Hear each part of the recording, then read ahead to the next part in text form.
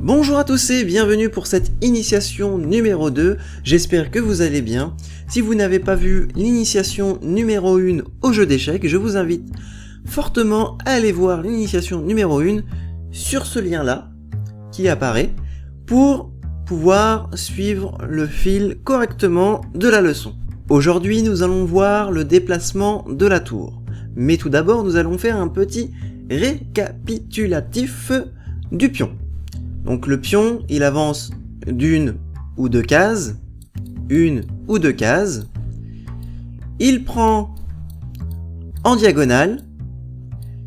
Et lorsque un pion qui est sur la deuxième rangée par exemple, ou sur la septième rangée, avance de deux cases et que j'ai un pion sur la quatrième ou la cinquième rangée, je peux le prendre en passant. Voilà pour le pion. Maintenant, nous allons voir le déplacement de la tour et où elle se place sur l'échiquier. Parce qu'on a vu que les pions se plaçaient sur la septième rangée et sur la deuxième rangée. Mais où se placent les tours? Les tours se placent comme un peu à l'image des châteaux, au bout.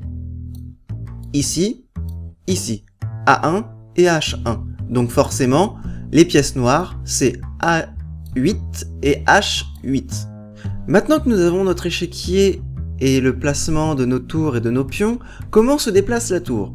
La tour se déplace horizontalement et verticalement. Mais bien sûr, elle ne peut pas sauter les pièces. Elle ne peut pas sauter au-dessus des pions. Elle ne peut pas. C'est catégoriquement impossible au niveau des pions et du cavalier, du fou, de la dame, mais pour le roi, ça reste à voir, nous le verrons dans une leçon très prochainement. Mais aujourd'hui, nous allons nous intéresser, bien sûr, au déplacement de la tour. La tour se déplace donc horizontalement et verticalement. Alors pourquoi je me suis arrêté ici avec la tour, avec la flèche? Tout simplement parce qu'on ne peut pas être à la place de son pion. Par contre, on peut prendre le pion adverse. Mais si je prends le pion adverse, la tour adverse va me prendre. Donc, j'aurais perdu une tour contre un pion. Et sachez-le, un pion vaut 1 point et une tour vaut 5 points. On dit le plus souvent qu'elle vaut 5 points. Après, quelques petites règles essentielles de protection. Alors, je vais mettre la position. Imaginons que la position est comme ceci. Hop et hop. Qui protège quoi? Et qui protège qui surtout? Alors, la tour blanche en G5 attaque ce pion-là. Et la tour ici protège ce pion-là. Donc, il va falloir mettre plus de pièces pour aller attaquer, bien qu'il y ait tous les pions, donc je pourrais faire ça. Oh bah mince, par exemple. Mais là, c'est pas la question. Là, on reste sur cette partie de l'échiquier. Bien sûr, comment faire pour protéger ce pion-là? Alors, il y a la tour ici, qu'on pourrait avancer jusqu'ici. Ah bah, protection de la tour. Pas mal, non? C'est vraiment pas mal. Après, d'autres personnes choisiront de faire ça. Donc, on peut prendre, mais on peut aussi faire ça. Donc, eux, pour venir protéger encore une fois, bah là, ils n'ont pas 36 solutions, ils avancent. Parce que sinon, paf. Ou sinon, paf. Voilà. C'est un grand paf. Et bien sûr, il y a ça. Mais après, il y a ça. Donc, le pion prend le pion.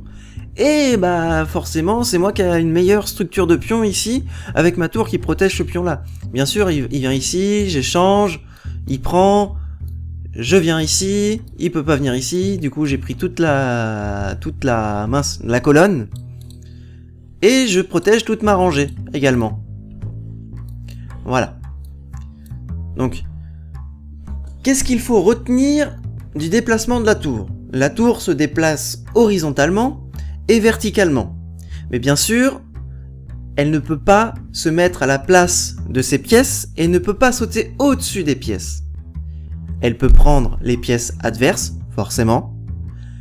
Et elle est très importante lorsqu'elle est soutenue par son autre tour. C'est beaucoup mieux, à part certains cas où une tour peut être sacrifiée, mais ça, nous verrons ça dans d'autres leçons, d'autres explications pour les autres initiations qui viendront. La prochaine fois, nous verrons une autre pièce qui est assez folle et qui est bien sûr le fou. L'initiation numéro 2 est désormais terminée, j'espère qu'elle vous aura plu. N'hésitez pas à aller sur l'initiation numéro 1, encore une fois si vous n'avez pas vu la première initiation au jeu d'échecs, qui est très importante pour débuter le jeu d'échecs, surtout pour ça, surtout pour ça. Si vous avez aimé la vidéo, n'hésitez pas à l'aimer, à la partager, à vous abonner également à la chaîne Évreux Gambit Club, et on se dit à une prochaine fois pour l'initiation numéro 3.